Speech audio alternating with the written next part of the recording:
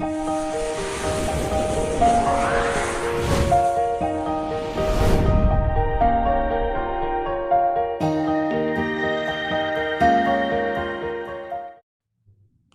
Friends, welcome back to my channel Rajiv MLM. Friends, मैं आज फिर आपके सामने एक नए टॉपिक के साथ हाजिर हूं। वो टॉपिक बड़ा ही जबरदस्त है और वो टॉपिक महान दार्शनिक सुकरात साहब पे है। तो आप सभी ने सुकरात जी के बारे में सुना है, महान दार्शनिक जो पूरे देश को ही नहीं पूरी दुनिया को एक ऐसा पाठ पढ़ा गए, इस पे चल के लोग बहुत अच्छा जीवन जी सकते हैं। उनके विचारों का आज भी हम कहीं ना कहीं प्रयोग करते हैं, यूज करते हैं दोस्तों। तो चलिए, सुकरात साहब की दिलचस्प कहानी है कि सुकरात साहब को आखिर सुकरात साहब ने जहर क्यों पिया। आप जान रहे हैं ना, सुकरात साहब को जहर क्यों दिया गया, ये जान रहे हैं आप? मैं बताऊंगा, अभी बताऊंगा।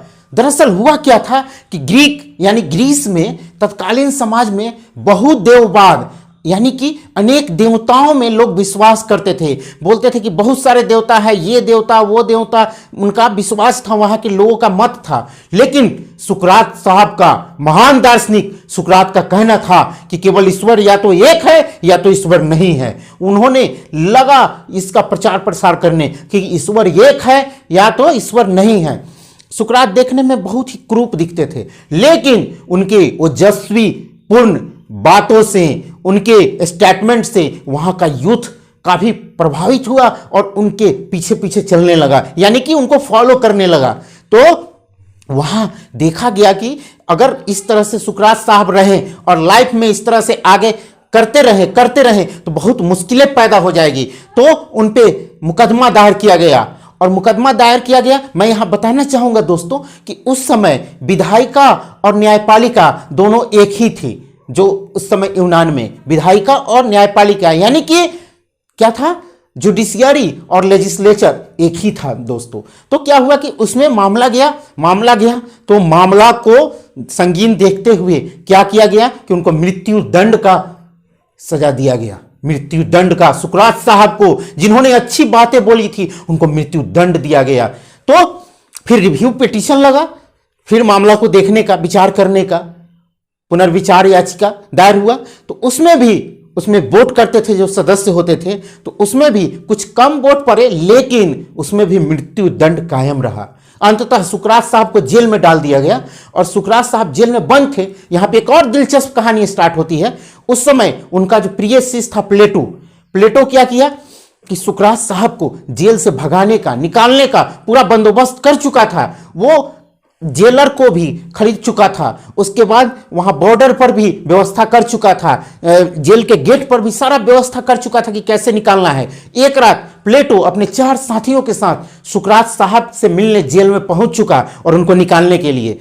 तो सुकरात साहब को जाके प्लेटो ने बोला कि सर, मैं आपको यहां से ले चलने आया हूं, यहां से ले चलेंगे, इस मुल्क से बाहर चलेंगे, इस मुल्क आपको डिजर्व नहीं कर रहा है, ये मुल्क, तो आपको यहां नहीं रहना चाहिए और चलिए कहीं दूसरे मुल्क में चलेंगे हम लोग। और सारी व्यवस्थाएं कंप्लीट कर दी हैं हमने, तैयार है सारा चीज, सारी तैयारियां कर रखी है, बॉर्डर भी पूरा इंतजाम है, कोई नहीं रोकेगा बॉर्डर पे आपको, यहां पे भी कोई दिक्कत नहीं है, जेल में भी सारा मैनेज कर लिया है हमने। वो प्लेटो बोले सुकरात को।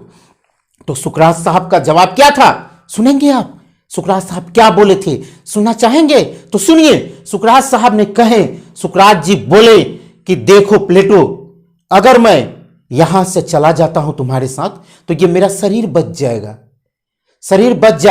लेकिन मेरे विचार, जो मेरा थॉट है वो मर जाएगा। मेरा विचार जो मैंने इस देश को दिया है वो मेरा मर जाएगा विचार।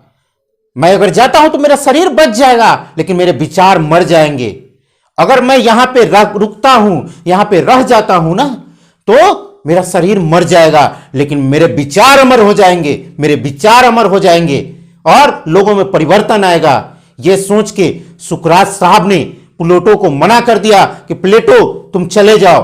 प्लेटो वापस चला आया और सुकरात साहब अंततः विष का प्याला पी लिए। दोस्तों, ये सब आप जानते हैं, ये तो जानते ही हैं कि अंततः उन्होंने विष का प्याला पी लिया और अपने थॉट को अमर कर दिया, अपने विचार को अमर कर दिया। आज भी महत्वपूर्ण चैप्टर होता है इतिहास का, सुकरात की जीवनी को लोग पढ़ते हैं, उनके विचारों को फॉलो करते हैं। क्यों? क्योंकि उन्होंने मृत्यु को चुना, सत्य को चुना, जो सत्य है उसको चुना, न कि जान बचा के भागे।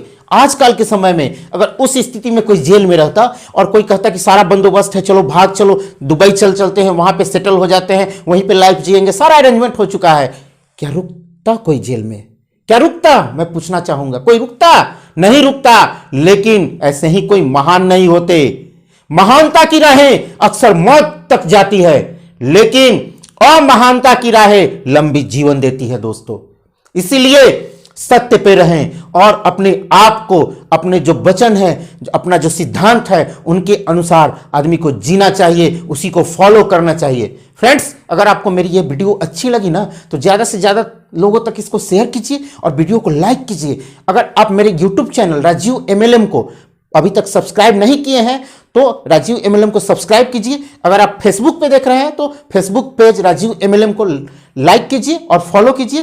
Thanks for watching and thank you very much.